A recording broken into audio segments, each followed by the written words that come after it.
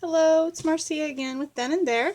I have something different I wanted to share with you guys today, as you could probably tell by the title. Um, I decided to go ahead and do this. I wasn't at first. I was just going to kind of keep it to myself and go about my business. But then I realized the whole purpose of the name of my store, which is Then and There, is that I do and create and make whatever strikes my fancy right then and there. So whatever I choose to do, I do. If that's what is inspiring me at the time, or if I feel a pull in a certain direction, then I do that. It started a long time ago when I had my very first Etsy shop. I'll go ahead and give my backstory, I guess. My first Etsy shop was in 2009, and as I was beginning it, I started with crochet. My products were mostly crochet items, like purses and scarves and hats, things like that. And then I started listening to other people who give advice about how to start an Etsy shop. And a lot of them at that time were saying that the name of your shop should reflect your product. So my first shop was called Inspire Design. That didn't give any sort of indication as to what was in the store. So I decided to open a new store, because at the time you couldn't change your name. And then I changed it to, what was it? Crochet Thoughts. And then later on I realized I don't always just stick with crochet. I started making journals and probably some other things. I did like little pendants, like with resin, things like that. So it didn't really fit in with the crochet thoughts. And so then I changed it again to Then and There, because I decided that whatever I put out there is what I have to offer right then and there. It's what I'm doing right then and there. And I shortened it to Then and There. So, okay, that's where we're at. So right now, I'm still making books. I can't say I'm making books right now, because I have hit a wall, I think, or I had, until today. I got inspired, finally. I know what I'm doing next. I know what my next art project is, and it's going to be a junk journal. It's going to be an art junk journal, or what I call, or a concept journal.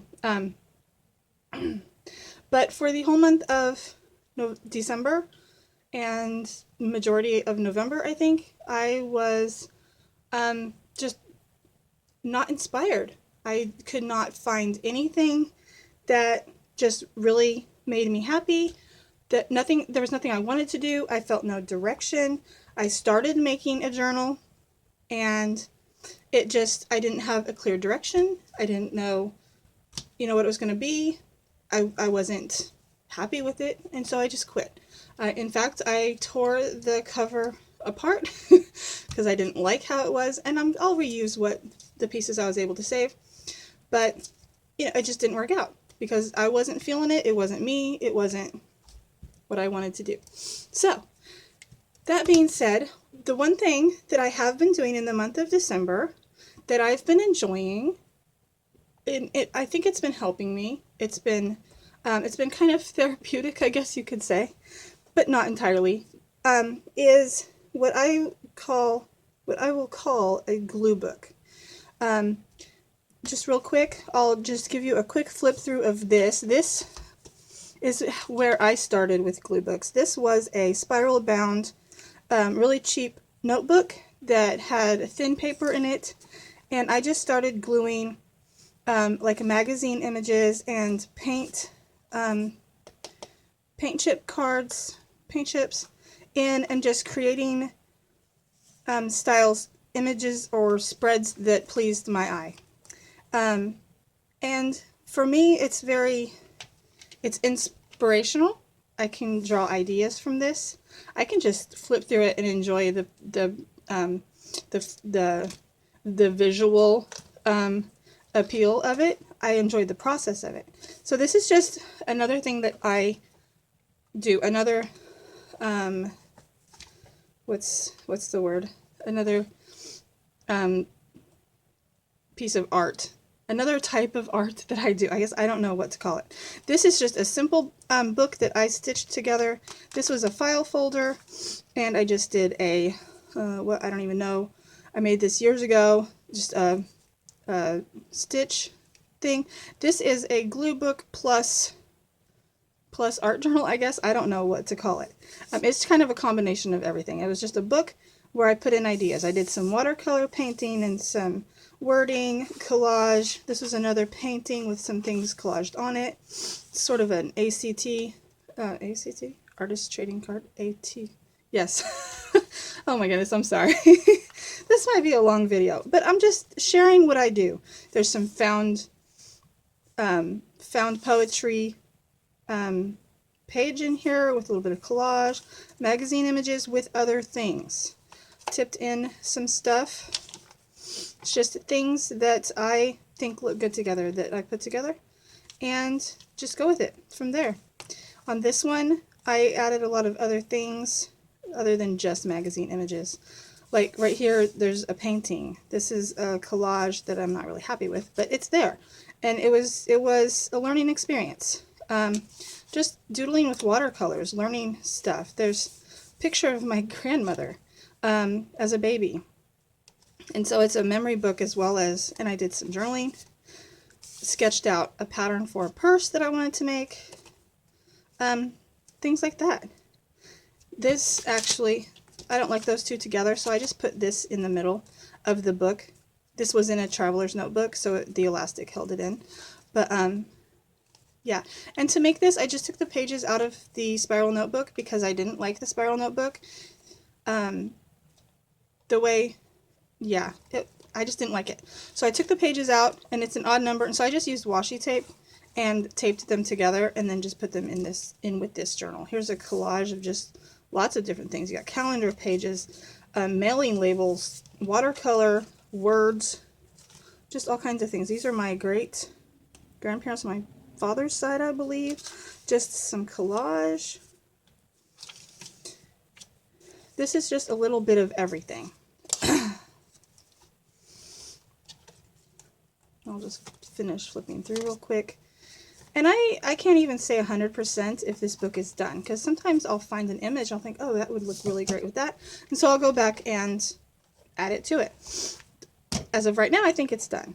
So, because that one is done, I created another one. I've been really inspired, just in the last week or so, by Caged Fish YouTube channel. I don't know her name, sorry. I just recently started watching her videos. And she does glue books. I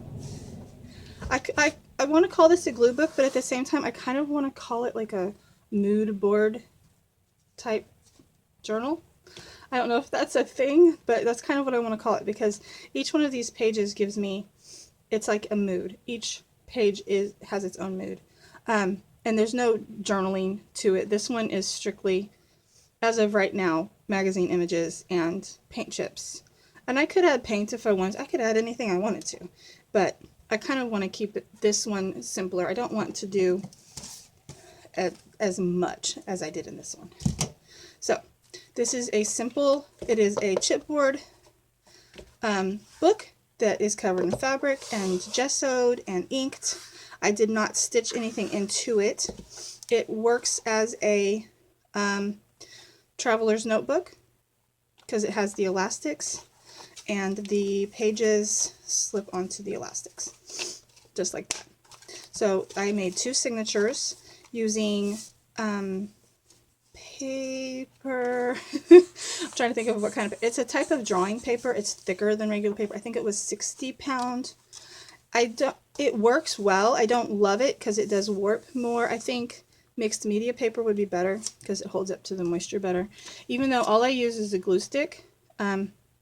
Right now I have this. I prefer the extra strong, or whatever it's called, glue stick. It holds better, but that's what I have right now.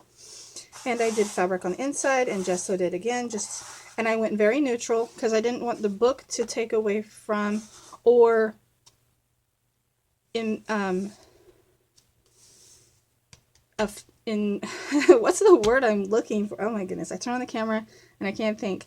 But I didn't want the book to affect my designs. I wanted them to just be on their own, individual, nothing else influencing. I didn't want the book to influence the designs in the book, or vice versa. So, yeah, fabric, gesso, ink, and it's just a bare bones. It almost works like a binder, only with elastics instead of rings. And I can take these in and out when they're finished and add in others.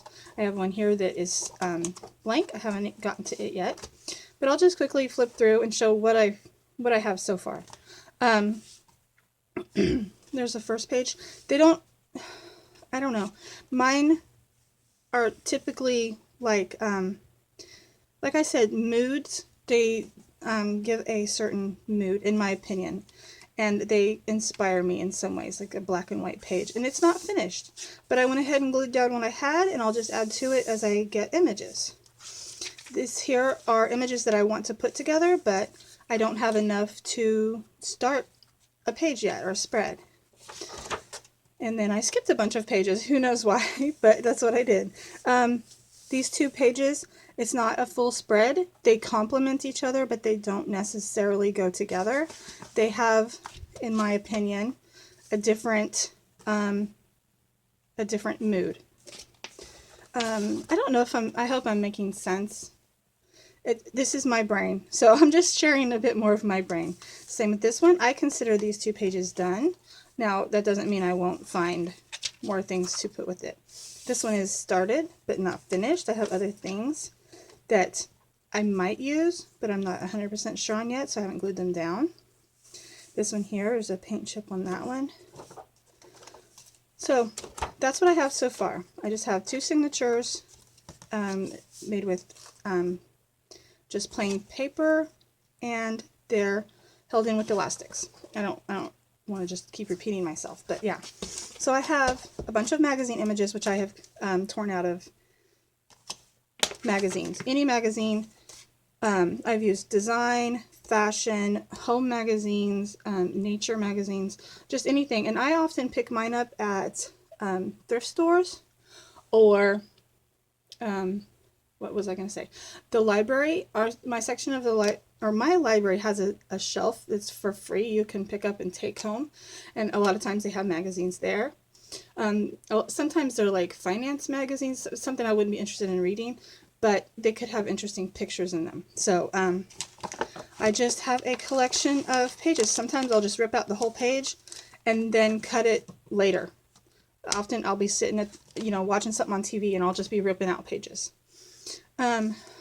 These I have paper clipped together because they're images that I want to use together, but I haven't decided where in the book, or I want to add more to them.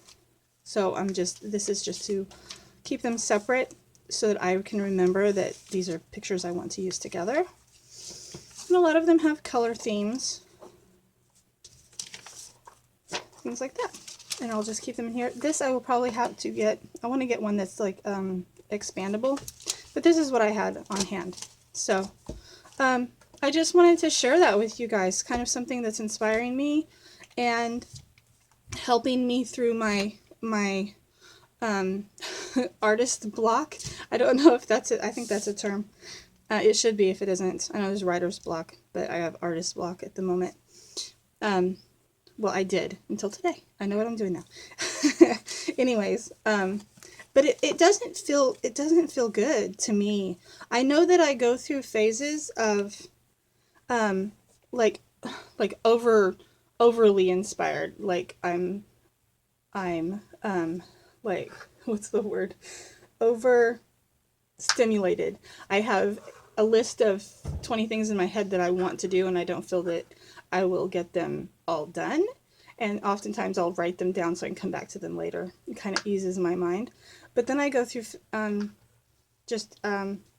time periods when I feel lost, and feeling lost, it's like fish out of water. I don't like that feeling, and it makes me wonder if I've lost my touch.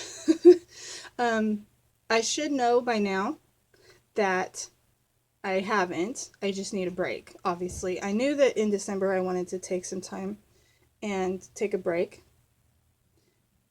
and do more for me, which is what this was about. I wanted to do more art for me, and that's another part of another thing I wanted to mention was that this year, one of my New Year's resolutions was to do more art for me. I don't always like just making for others, which I love making for others. I do. I love making the journals for my shop and other things, collages and things like that. But sometimes I just want to make something like this that isn't for anybody's eyes. It doesn't matter if anybody else enjoys it or likes it. It's for me only. And that, I think, is important. As artists, I think we all need to do that. It's not always about producing for others. That's art. I think we started as artists to make something that pleased us. I think I've said everything I want to say. But yeah, and I think when I'm stumped about what to do next, it helps to just sit, glue some pictures down, put some colors together that I like, whether it's fabric or paint chips or magazine images or what have you. Just put something together that pleases you, that makes you happy, and it will inspire other things. It's kind of one of those things, like I said before, when I'm overstimulated and I have too much going on in my head that I want to do, and I write those things down, that's when I make things for other people, because I can't keep everything that I make. I can't keep every journal that I want to make. I can't keep every painting that I want to, that I paint. Things like that. So that's when it becomes a business or for others. So, I think I've said enough today.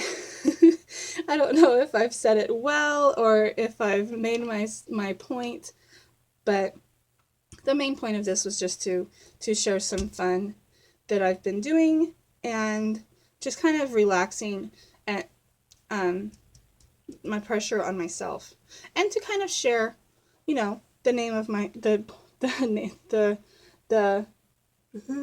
the reason for Then and There. Why Then and There?